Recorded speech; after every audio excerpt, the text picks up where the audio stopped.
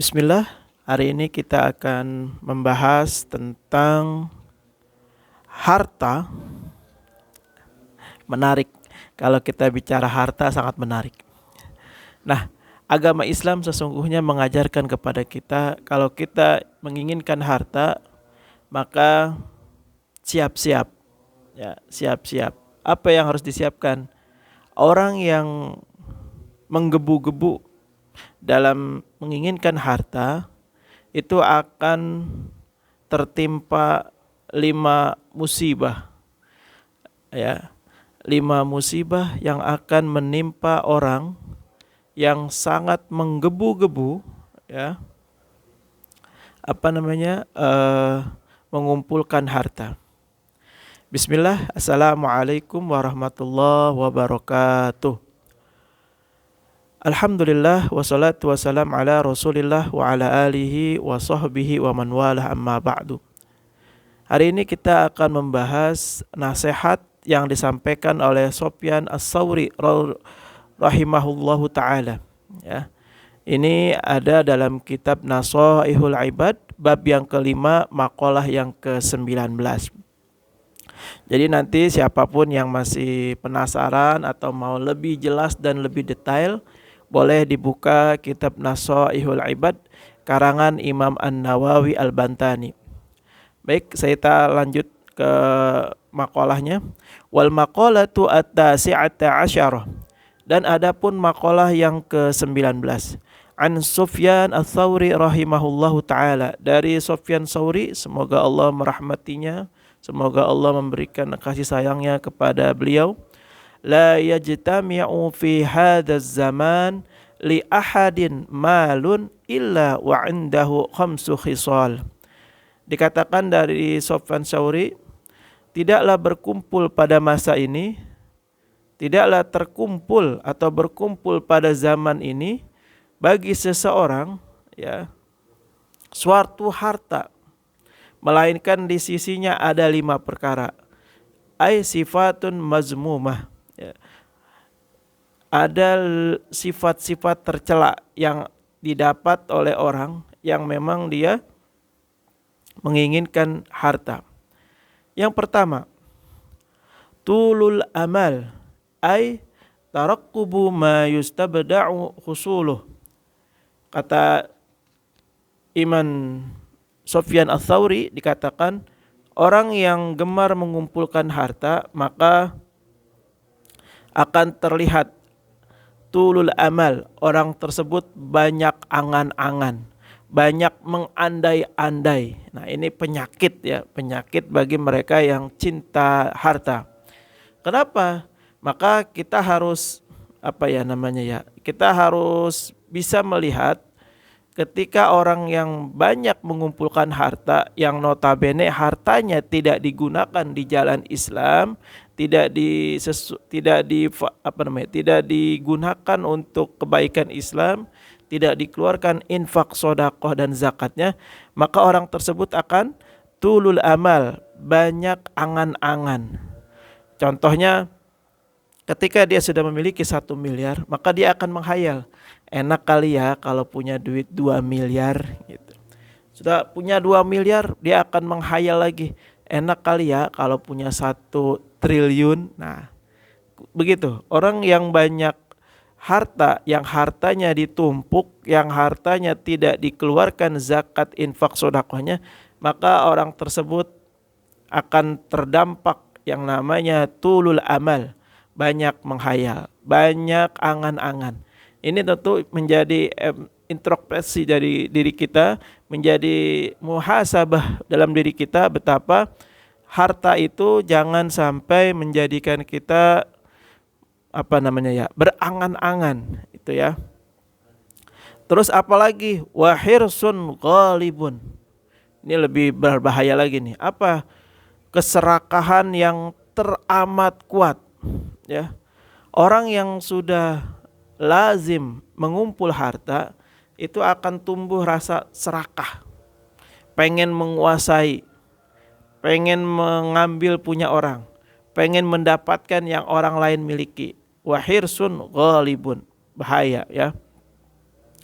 Biasanya dia tidak lagi memenuhi kebutuhannya, tapi memenuhi nafsunya. Ya, nauzubillah summa nauzubillah. Oleh karena itu Rasulullah Shallallahu Alaihi Wasallam pernah bersabda, "Laisa khairukum man taraka dunya lil akhirah, walal akhirata lid dunya, walakinna khairukum man akhadha min hadhihi wa hazihi." Lihat kalimatnya. Laisa khairukum man taraka dunya. Bukanlah orang-orang yang terbaik di antara kalian orang yang meninggalkan dunia lil akhirah, untuk akhiratnya. Wala akhirah lid dunya, bukan juga akhirat untuk dunia. Walakin khairukum, ya. Akan tetapi sebaik-baiknya orang di antara kamu adalah orang yang mengambil dari dunia dan dari akhirat. Artinya apa? Tidak melupakan akhirat dan tidak melupakan dunia, ya. Di hadis yang lain Rasulullah Shallallahu Alaihi Wasallam bersabda, wa ruwiya anin Nabi sallallahu alaihi wasallam annahu qala ni'mal matiyatul dunya fartahiluha tuballighukumul akhirah. Sebaik-baiknya kendaraan adalah dunia, maka berangkatlah kalian dengan dunia yang akan menghantarkan kalian menuju akhirat, ya. Sesungguhnya kalau manusia tidak hidup di atas dunia, maka dia tidak akan pernah sampai ke akhirat. Kenapa? Karena syarat sampai kepada akhirat dia harus hidup di dunia. Dan di dunia inilah dia bercocok tanam, dia menanam amal sehingga nanti di akhirat dia bisa menikmati amal tersebut. Nah, kemudian apalagi yang menjadi ciri orang yang suka menumpuk harta? Wasuhul syadid, ay bukhlun muta'un. Nah, ini bahaya lagi nih. Wasyuhun syadid artinya sifat pelit yang amat sekali, ya.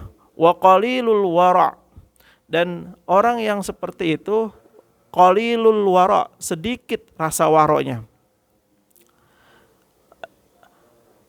Imam An-Nawawi menjelaskan di sini, fal wara'u huwa ijtinabu syuhubat khaufan min wuqu'i fil muharramat.